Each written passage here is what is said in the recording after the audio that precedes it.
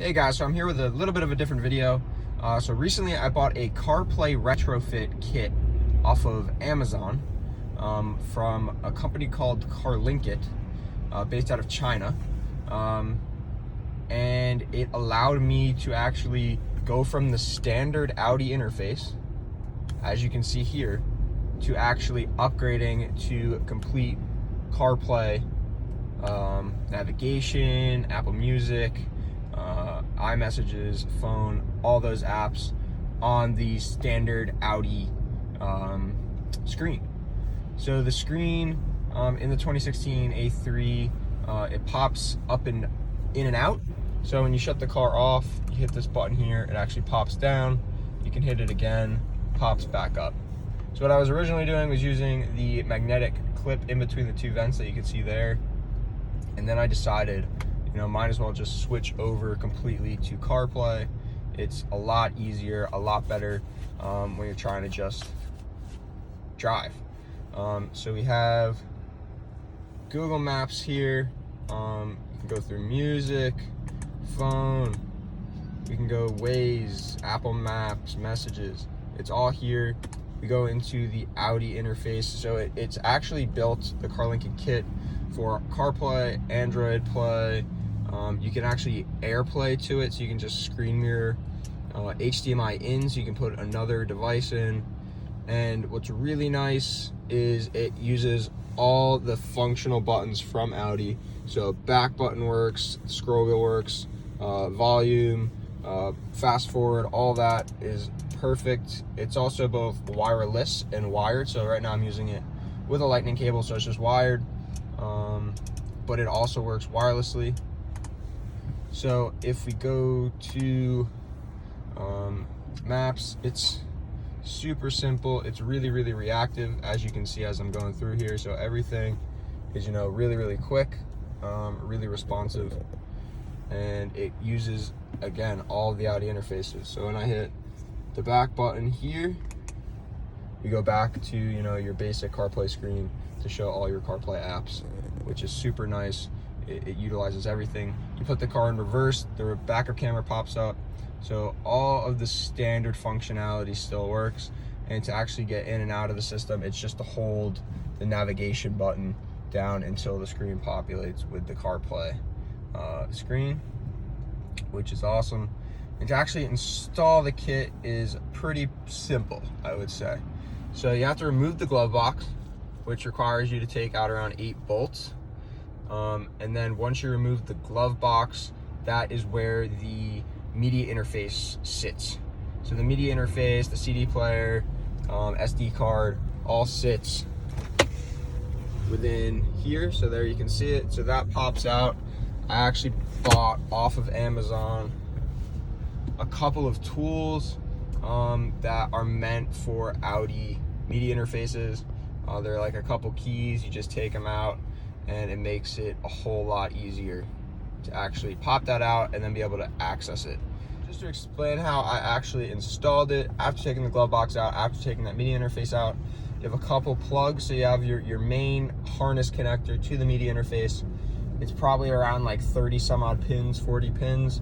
You can unclip that, and then you unclip all your other clips. So there's like LVDS, 2 cables that look similar, a blue one or a pink one and a green one, as well as we also have a couple of other cables. You unplug all of those and then pull out that box. Once you have that out, you can then route the cables that are provided from Carlinkit. So you have an extender cable for that, like 30-40 pin main harness connector, as well as an LVDS splitter to split to the Carlinkit box from the actual Audi factory box.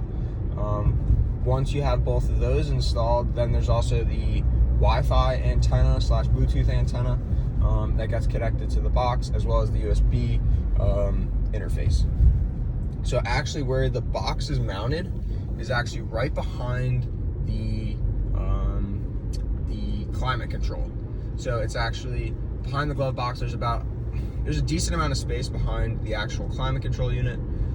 So it's sitting like right on this ledge under here, and I just used some 3M tape and taped that down in there.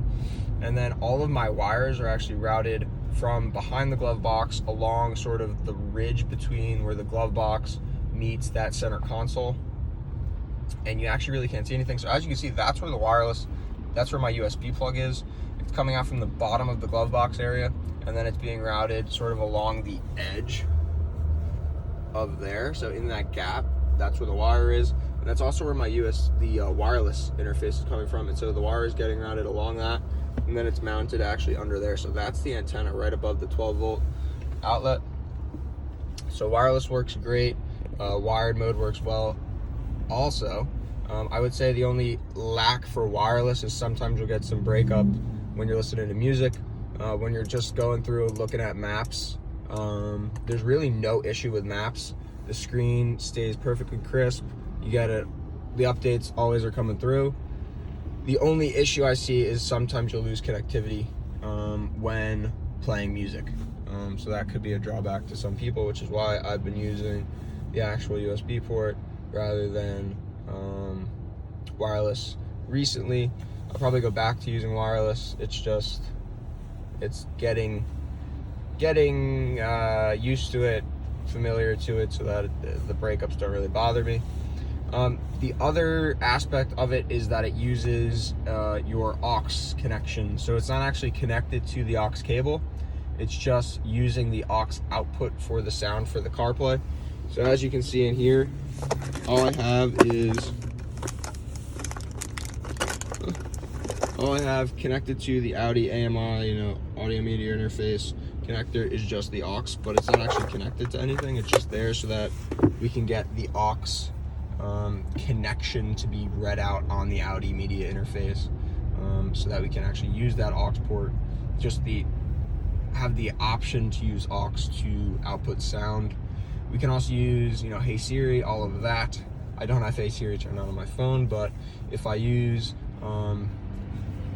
any of the microphone applications, so like when I'm sending a message, it works just like CarPlay. So if I'm sending a message, then I can use Siri to dictate text messages to people, have Siri read out messages that I receive, be able to add destinations within maps, all of that good stuff.